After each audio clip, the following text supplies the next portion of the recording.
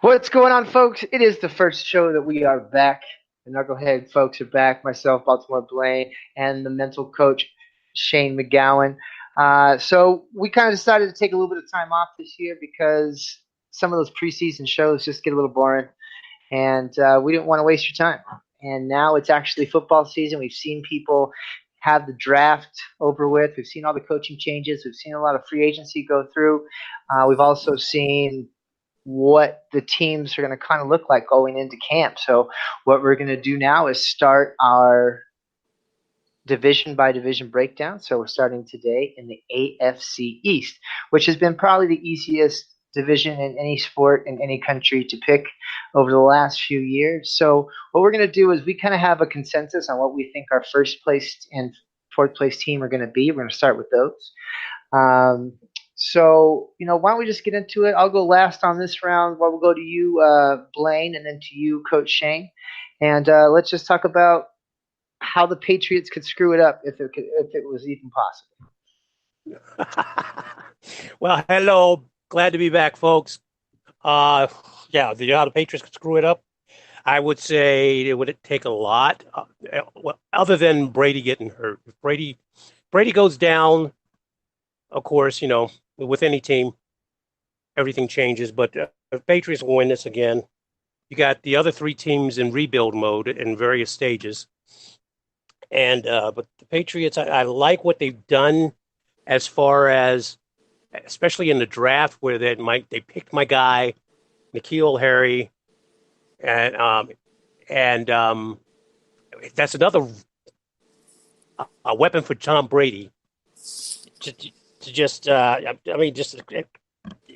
don't know. No more needs to be said. This guy is physical.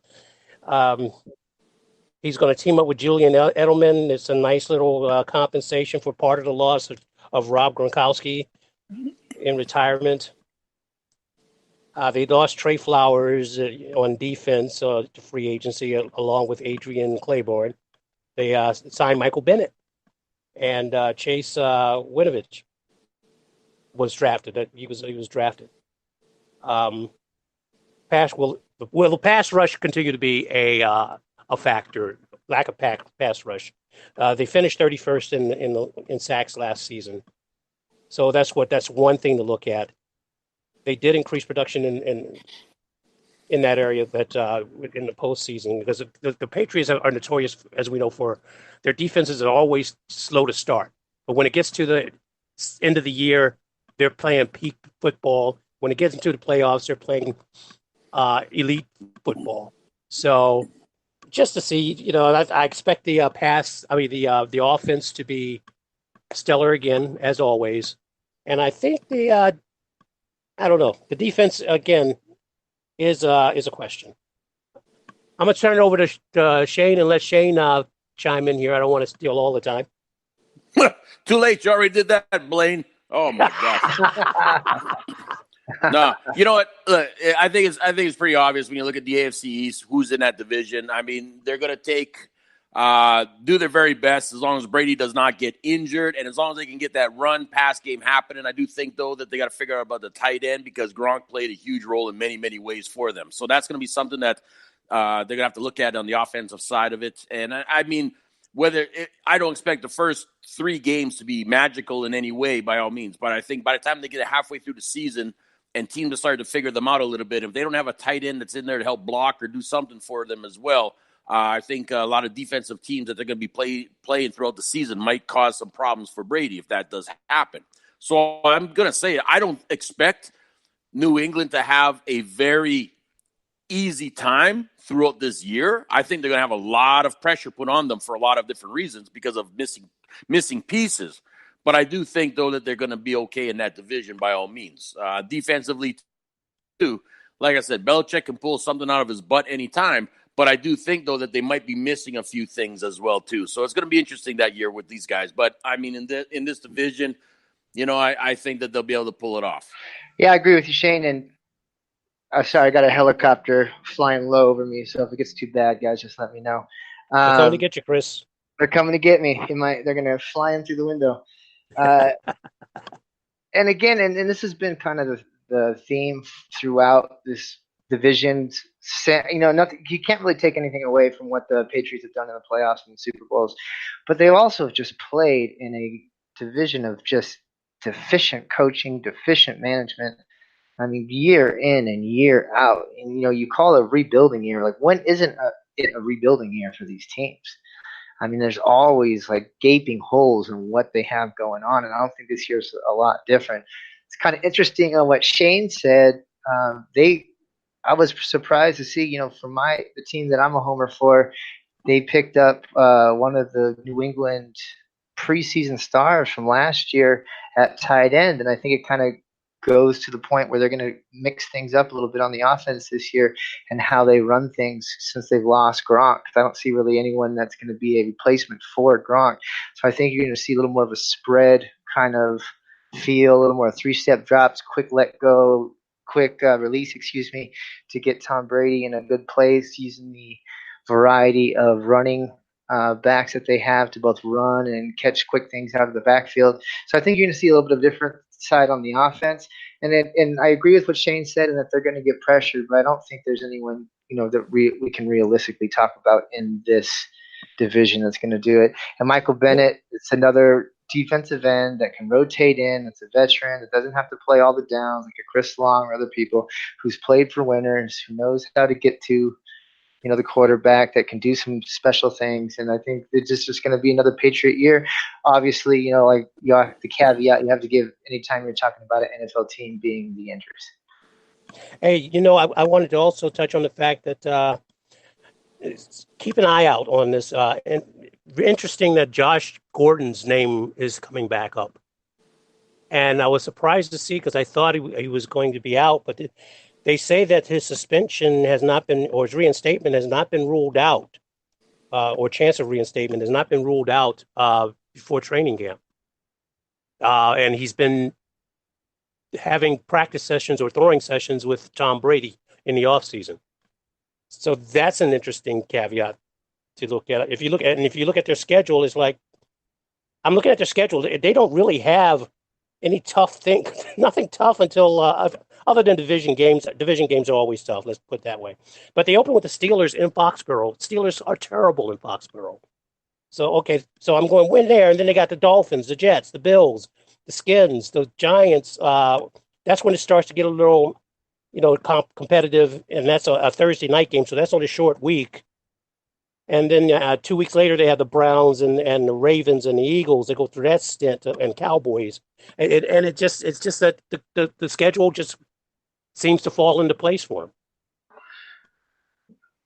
Yeah, it always does, and that's not their fault. But going back to what Coach Shane said, I think that where they're going to get tested this year, and everyone's going to be waiting for them, is when they play the Kansas Cities, the San Diegos, the Denvers. Those other teams that are really going to be able to push them. But I don't think there's anything in this division that is going to without injury. So with that said, let's go to another team that I don't have too much to say on.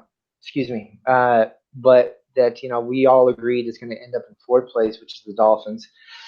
They got Brian Flores from the Patriots coming in as the head coach.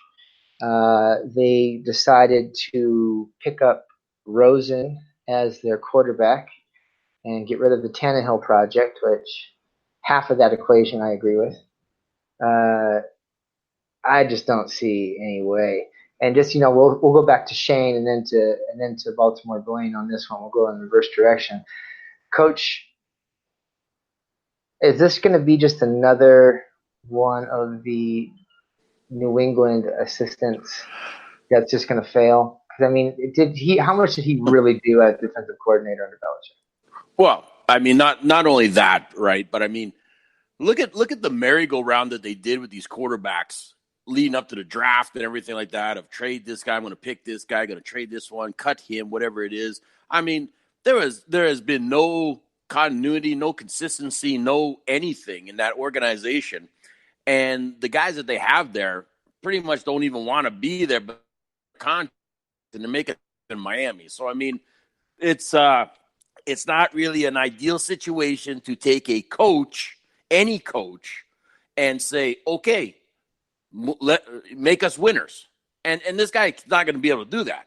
I mean, you got to find an offense first. You got to have an offensive mindset of a coordinator, and I don't think they've got that. Defensively, okay, sure, he's been under Belichick, but again, until you get a couple of seasons under your own belt as you being you, you don't know what's going to happen, right? So, I mean, really, they're going to be the bottom of the barrel again. That whole franchise is going to be up in arms because of so many things, and they're going to be pointing the fingers like they always do, unless they can stick together and say, we know it's going to be a rough patch. We're willing to take that chance as long as we play competitive and do our very best. You might see a little bit more of something from them, but, I mean, that's going to start right off out of the gates, and I don't know if these guys can do that. Well, the biggest problem starting out is who's going to be the quarterback. Is it going to be Josh Rosen or is it going to be Ryan Fitzpatrick? So you got, that thing going on. Ryan Fitzpatrick is what I call a tease quarterback. He's good for 3 games. You bench him, and then when they're going to start Rosen. They're going to start Rosen. Okay, so Rosen. Okay, so then you got Ryan Fitzpatrick as the backup. You start on Rosen, and Rosen's been all talk and no show. So, I don't understand how this team. Well, no, this team is not going to be. They're finishing 4th. I don't think unless Rosen has a Jay Cutler like, career or comeback season, comeback career. I don't see that. You look at their schedule, and they're just the opposite of Patriots. They start off with the Ravens in Baltimore. Is that true? Yeah. No, I'm sorry. That's in Miami. And then they play the Patriots, the Cowboys, the Chargers. They got their bye week 5. Then they're playing the Skins, the Bills, the Steelers. No. Number 4. And one of the questions that I read an analyst ask is, will Kenyon Drake have a breakout season? No, this team's going nowhere. It's interesting to me because, I mean, the team can do some things, but just like after the 2012 season, when you had RG3 throw for 108 passer rating and Andrew Luck do good and Russell Wilson lead the team to the playoffs and Ryan Tannehill look good, everyone thought that, okay, you got to get a rookie quarterback. And that was kind of enforced by that first kind of, well, we only paid for Wentz, but we got the other guy, And then Wentz and most recently Patrick Mahomes, you can just kind of feel it. And it seems like NFL people should be a little smarter than this. But everyone wants to get, the first year didn't look good. But that second year guy, let's bet the house on the guy in the second year because we might have the next Patrick Mahomes. No, you don't, Miami. You don't. Like in any way, shape, or form, you do not. Your defense has gotten worse. Your running game's gotten worse. And you know what? I'm not going to say that the particular coach has gotten worse, but it's easier to say because the coach we're going to talk about is also part of the Jets next, which is Adam Gase, which is one of the worst coaches in the NFL as a head coach. But the pedigree of coaches under Belichick has just been absolutely god awful. So since we already kind of opened it up, I'm going to go to the Jets next. And this time we'll go Blaine, coach, and then I'm actually going to open it up on this round. I'm looking at this, and I see C.J. Mosley. I see Le'Veon Bell. I see they changed the coaching staff. I see they got some great guys up front, and they got one of the best young linemen in the draft. And they got great young safety, and I see everything come. That their quarterback looked good for a rookie. It's you have to see if you can make that jump. And they got all the things going, but then the Jets do Jet things, and they get Adam Gase as their head coach, and then they have a problem having a GM the entire offseason. And then they end up making it this weird Jet-like lottery. I just do not understand why a professional team can't look at other teams and say, hey, you know what? The best teams in the league, the head coach and the GM work together. Why don't we hire them at the same time? And if we want a specific head coach, let's get a star and have him help be part of the hiring process like every other successful team in the NFL, because guess what? They get along, as opposed to hiring someone and then making him wait for the management and the higher ups to decide on who the head coach is going to be. Now, Le'Veon he's makeup. He can cover a lot of zits, he can make things look different. CJ Mosley, the safety, Leonard, all those guys up front. I mean, they have the makings of a great defense. Then who do they pick for their defensive coordinator? Greg Williams. I don't get it. So I'm going to pick the Jets as the second to last, even with all those stuff. And the comparison that I made is the Washington Redskins. They're trying to buy. They did have a great draft pick, but they're trying to buy a team and not taking care of the foundations. So they're buying a bunch of heavy things to put on a yacht and not checking to see if, there's glue and nails and whatever puts together a yacht, that's going to put the thing together to make sure that it can sail and weather storms and have that continuity, which, Le'Veon Bell's a star, but if things go bad, I'm not thinking he's going to be the one in your locker room who's going to keep things together. So I don't know. I think they're going to be second to last in this. I don't think they make the playoffs. I think they're going to have a lot of pissed off people, pissed off players, and you're going to see the firing of the GM or the coach in year one. That's my hot take on this. So we'll go to you, Blaine. Yeah, they added Le'Veon Bell, C.J. Mosley, as you said. They also, I believe, traded for Kelechi Assembly, which will help that offensive line. And, of course, the additions, as you said, of Adam Gase at head coach and Joe Douglas at GM. I'm watching this Le'Veon Bell thing, and everybody, that I'm reading and seeing on, in social media and in the media are, thinking that Le'Veon Bell is going to come in and just step in and dominate. And I'm going, this guy's been out of football for over a year. And he had a lot of wear on the tread at that time.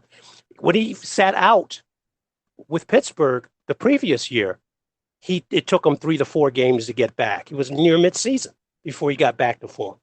So yeah, he's going to have a training camp, but he's also in a new offense. He's coming into with new teammates, new personnel around him, and it's going to take time for that to gel. So, don't be surprised. Don't expect him to come out and start dominating from game one. And also on the defense, that defense finished 25 last season overall, and they did make some improvements, like you said. C.J. Mosley, that's going to help them when runs in the run game. He's a sure tackler, a run stopper. His Achilles heel is although if you watch the last game he played, he had to play in coverage, but he is horrible in coverage. And I don't know. And I guess the other thing is Sam Darnold, whether he will grow. How long will it take with all of these players? This is the first year of this system. How long will it take for this system to gel? And will it be slow getting out the gate? Now their schedule is the Bills, Browns, Patriots starting out by week number 4. Then it's Eagles, Cowboys, and Patriots again. So it's going to be a tough schedule starting out. I do see at the end, the last 2 in weeks 15 and 16, they play the Ravens in Baltimore on a Thursday night, and that'll be the return of C.J. Mosley and Assembly to Baltimore. Well, Jets will win that one.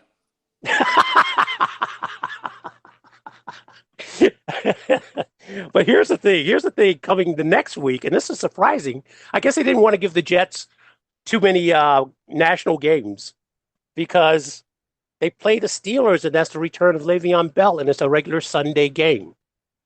And I'm going like, what? You would expect them to really, put the banner on that one and try to advertise it and promo it. Well, they might flex it, so they can still flex it to the Sunday night game. I thought about that. Yeah, I doubt the Jets are going to be there. Haven't got good of a record by the end. Yeah, but anyway, I have them at number 3 as well, Chris. Yeah, what do you say, Shane? No, it's look at when you can't get your upper management and coaches and everything in place right off the hop. you're already in trouble as an organization. So now you've got players coming in there going, well, what's going on? Like, who's actually running this team and what's going to be happening here, et cetera, et cetera. I mean, that locker room is going to change. Yes, you're bringing in the big man Bell to do what he was supposed to do in Pittsburgh and everything like that. The problem is, though, is that it doesn't matter who you bring in. If you don't have an O-line to make some holes happen, you're going to wear and tear real fast on your body in the first few weeks. And that, I think, is what's going to happen here. I mean, his ankle's always been a bother to him. We know that, he can make people miss and do a lot of things. But again, it's gonna wear on you. And I just don't know if that O-line is going to be as solid to protect the QB in there too, to allow him a few extra seconds to get that ball off. I don't doubt that the QB can do well. I think he can do okay out there. But again, he needs the time. Defensively, I got a feeling that those guys are going to have their heads on swivels all the time out there in the defensive core, because I think they're just not as talented as what the league has, and I think that they're going to find getting picked apart too much at certain times. And I think once you start doing that, they're going to build up nothing but frustration. So, yeah, I see the Jets coming in third, like I said, with Miami at fourth, and then, the last we'll believe Buffalo at number 2. So, yeah, it's going to be an interesting division, that's for sure. Yeah, and something to think about. I don't understand how a defense would go into the Meadowlands facing the Jets and not just completely sell out to stop Le'Veon. So maybe, I'm not going to make this a hot take, but something to kind of look at is you might see Darnold have a decent year if they're playing if they're playing base against 3 receivers just to sell out against or they're playing like a which become a big thing in the NFL right now, which is the heavy nickel or the heavy dime with the multiple safeties. Yeah, I think you play a heavy dime. Yeah. Yeah, you play a heavy dime, but 3 of those guys are focused on Le'Veon. You have a linebacker focused on him. You got a safety focused on him. You have another safety half focused on him. I think Darnold might be able to come out just a little bit. Not to win, not that he's going to do anything, but I think it might help him. And I'll agree with that 100%. The thing is, though, is that he needs that extra couple of seconds to get that ball out for his receiver to get open and catch it. Because if he's got too much pressure, he's going to be running for his own dear life. So, I mean, that's the problem I think they're going to have is that O-line up front, especially at the tackles out there too, right? So I think that's going to – if that pocket collapses too much, I think he's in a little bit of trouble. Yeah, if I'm correct here, let me look it up real quick. I think they lost Carpenter – and they lost a couple of their OG. They lost Carpenter and Spencer Long. So that's not too bad. But, yeah, I definitely agree with you, Coach. And that guy is not going to be known for to me, you know what it's like? It's like watching the Jets is going to be like watching how the Giants were last season with an O-line. How much was Manning under pressure? And I think that's what you're going to see in some ways. Yet – Manning couldn't scramble. Donald, he'll get out of there a little bit, but I'm just saying is that to me is what I think you might see from that Jets O-line unless they can figure it out real fast. Yeah, I'm going back to my Redskins of a few years ago example. I think that's what you're saying. I think it's so obvious. You see just a few teams that make it, and it's the same thing. It starts at the top. The fish rots from the head. And I don't think you're going to see. I don't think you're going to see any results in this. I think you'll start seeing it around midseason. Yeah. When they're playing the Jags and the Dolphins, and then the Giants and Skins going into the I agree. I think Sam Darnold will have some success once they gel, once they get the offense gelled. So. And here's a perfect opposite of what we're talking about with a talent-laden team that the upper management doesn't believe in the coach and this and that. You go to the Bills, where they backed the coach on some pretty weird decisions 2 years ago when he put in Peterman instead of Tyrod, and he did a lot of things, and he got rid of Wilkins, and he did a lot of things that a lot of people might not agree with, but that the upper management really backed him on. He said, we're going to be a defensive running team. He stuck with LaShawn McCoy, even a lot of people want to get rid of him. And 2 years ago, they made the playoffs. And last year, they were darn close, and they had a great defense, and they went into Minnesota, beat the pants off of them in their home stadium.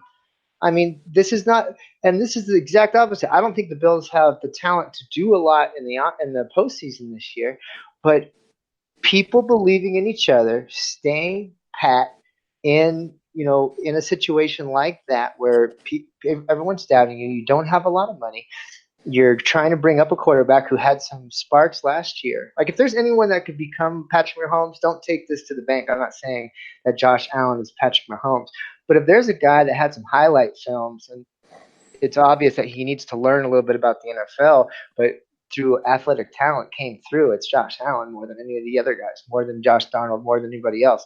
So I think just as it's kind of a juxtapose on the Jets, the Bills are building from the ground up. They're building their own stuff, and they have each other's back. I think it's huge. Coach, what do you think? Why don't we go to you first? Yeah, no, of course. I mean, the Bills, they've gone through their dismal years of ball and everything like that, of getting inconsistent play from everybody. I mean, I still don't understand why they threw that Peterman in there. I mean, that was, to me, just a craziness. But, I mean, it was like you lost a bet and said, okay, we got to put this guy in. But, I mean, that was just a horrible game for that dude. But like I said, I think that they've come together, and you don't have the big celebrities on that team or anything like that, but you got a team that is willing to go that extra mile with each other out there and grind it out. And that's all you want. And that's why you get those wins like you did in Minnesota. That's why you're going to make some. I'll say this right now, just like last year with Cleveland Browns. Don't count the Bills out on some certain games. I mean, if you're going to play the betting games, because these guys are going to shock some people too. And I think that's what they're looking to do. And when they do that, and if they've been around long enough together as a team and gelled, their confidence is through the roof, that they feel that they can do whatever it takes to win. And I think that's what's got them going, is that inspiration like that. So I expect them to make some statements out there on some games that are going to shock some people. But I do see them, like I said, they'll come in second. But I mean, they're gonna make a good run as best as they can, as long as Josh there can stay healthy too. That's a big factor as well. So I mean, they got to make sure that guy stays healthy out there.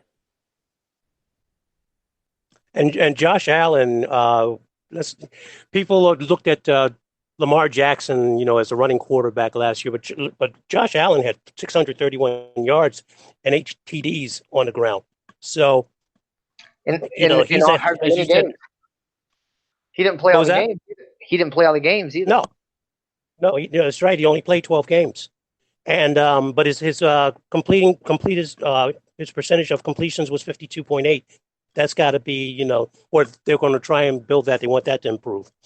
But he's at, back last year, Kelvin Benjamin was his go-to guy, and who didn't perform as they wanted, as they expected him to. By the way, he's still a free agent, I believe. And he's gone. And they added John Smoke Brown, Cole Beasley, and that's to go with who's the second-year guy? Zay Jones, who's one of my sleeper picks in fantasy. Zay Jones is going to be a bad boy.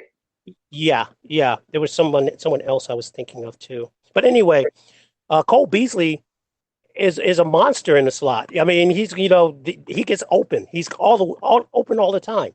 Josh Allen's going to have some weapons this year. They added Mitch Morse as center. He's his pass blocking rate is at 99.5.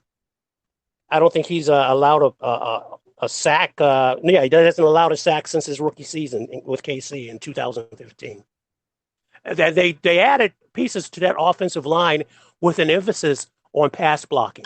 So Allen's going to have time. It's going to be on Allen whether or not he can, he improves his completion rating. There's no reason why he can't. Robert Foster, the second-year guy, is who I was thinking of as the other wide receiver too. He's going to be able to hit this is another thing.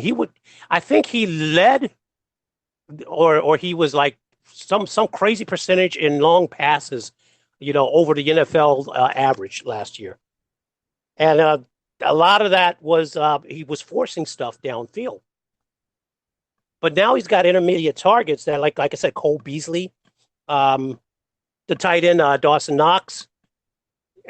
So he's going to have his options whether to not to, and the running backs. He's going to have his options to go intermediate and short routes rather than trying to force everything downfield. And then you got your running backs, LaShawn McCoy, Devin Singletary, and TJ Yeldon. There's no reason why he can't flourish this year. This is going to be on him. And not a tough schedule. You got the Jets, Giants starting out. Bengals, the Bengals. We'll get to them later on in the, and the Patriots. Then the Titans, a bye week, and the Dolphins, and but it's a fairly balanced schedule. So, and then, again, this defense is the key because even if the offense stutters coming out, this defense is they've only finished second behind the Ravens in passing yards last season by 19 yards. This defense is going to be another top 5 defense, if not number 1 by the end. They're going to be up there with the Bears and the Ravens, and they're going to keep them in a lot of games.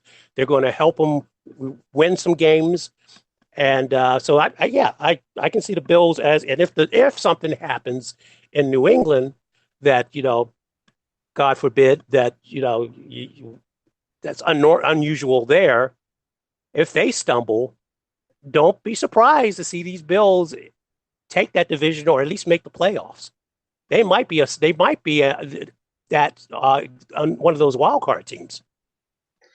Well, as you guys are going to find out in the shows to come, it is almost impossible for the three of us to agree on anything. But apparently, we have agreed on the fact that this is going to be 1 Patriots, 2 Bills, 3 Jets, 4 Dolphins. So it's kind of a rare thing. We're super proud of our good buddy Shane McGowan, who's doing a lot of big things. So Shane, why don't you plug what you have going on as far as shows and where people can find you, and then we'll close out the show. Yes, well, no, I'm on Sundays on Fox Sports Radio out of Philadelphia there on air with the coach on the Sports Skillet Radio show. So definitely be plugging this show much every Sunday as well. No question there. Right for USA Today magazine as well. And like I said, a few seminars, etc. Working with a lot of these crazy athletes who want to be the millionaires in the NFL. So much trying to get as much inside scoop as I can as we lead on throughout the season, that's for sure. I do actually, which is kind of funny, is here have the Raiders playing the Packers here in my own backyard. So I will be on the field for that game. That's the only reason I'm going is because it's the Raiders. So, I mean, Raiders lose that game. Oh, Raiders are going to take these guys, man. It's Raider Nation up here. There ain't no cheeseheads here, that's for sure. But it's actually a lot of hype. It's really exciting for the city that they're coming in here. And the most funniest part is the Raiders needed a game to play, and they chose us because they're running out of places to play. So it's going to be interesting with my Raiders, that's for sure, this year. But we will talk about them later on. And like I said, it's been a blast, guys. And you know what? All the people listening out there, there's going to be a lot of things happening. So just be ready. Because like I said, this year the NFL is going to be very, very exciting. All right, Blaine, want to sign off? Just before we go, I just wanted I omitted something. I forgot to mention this when we were talking about the Dolphins. Of course, you forgot to mention it. One more thing. No, but this is a serious thing. Hearts and prayers go out to Kendrick Norton's family. He's a defensive tackle who was in an accident this past week. He had his arm amputated. It was last Thursday morning, actually. Yes, he's one of my guys. He's one of my guys. I mean, he's really, it's an awful situation that happened there. I feel terrible for that man. Yeah, his career is over as far as we can see. But more important than that, he's on the way to recovery. He's resting stable. So all prayers and thoughts to the Dolphins nation and the Norton family. So you want me to sign off, Chris? Yeah, go ahead. I mean, we're gonna find a new home. You can always find us on Knucklepods at KNUCKPODS.com, on Facebook. What's the one with the bird? Twitter. There you go. And The bird Twitter. All right. Bird Twitter. I just pictured the logo for a quick second. And you can also find us on Spreaker.com under Knuckleheads as well. We will be around all season long, so thank you for your time, folks. Go ahead, Shane. Or go ahead, Blaine. Take us out. Folks, be sure to join us next week, and we will be putting out the information for that. Glad to be back. It's football season. And for Shane McGowan, Christopher Rose, this is Blaine Thompson signing off. Have a great, great week.